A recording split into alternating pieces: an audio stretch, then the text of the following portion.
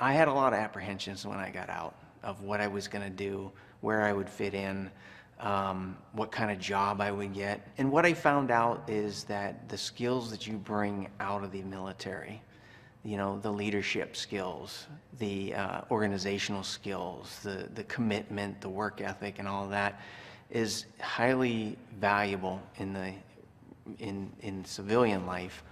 But you have to also realize that civilian life is not military life. It was scary going from being in the military to being a civilian. You've been in this one way of life for however long, 4.5 years in my case, and you just, everything's set. Then all of a sudden you can do whatever you want, but you don't have the security either. It was an extra challenge, trying to figure out how I was going to go from this very rigid life to something altogether different.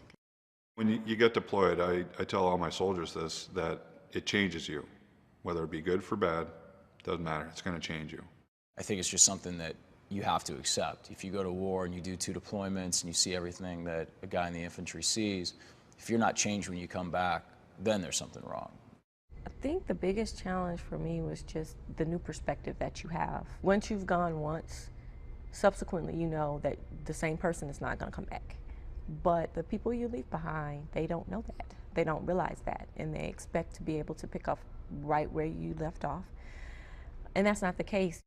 The way of life on a deployment is, you know, it's life or death, and every little thing you don't look at or you do look at, or if you turn your head the wrong way, you could miss something. And every little thing, if you're not alert and you miss it, it could cost, you know, not just your life, but someone that you should be looking out for, their life. And when you get back from a deployment, it's not like that here. You can settle down and things aren't life and death. Here, there's all this other stress that other people have that you don't feel because you don't feel that it's life or death. Getting shot at, going through what you know, stuff that you go through, and really just kind of being on the front lines of that, and then coming back to life, it's like, really, is this it? You bring back this perspective of the horror that people can do to each other, the living conditions that others, you know, are in. And when you hear your girlfriend going off about her lip gloss is too shiny or she burnt the chicken, it's like, I know some people who would eat that chicken, you know, and it just becomes irritating.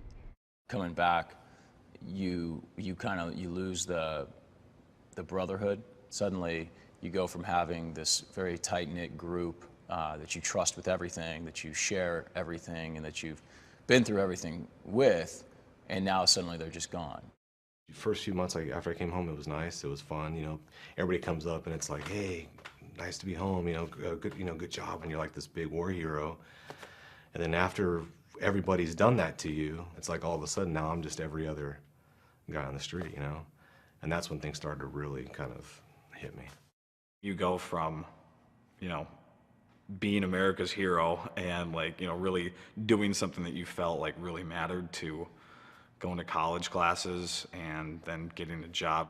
You need to find someone that you can talk to, someone who can identify with what you're going through. And it doesn't have to be a veteran.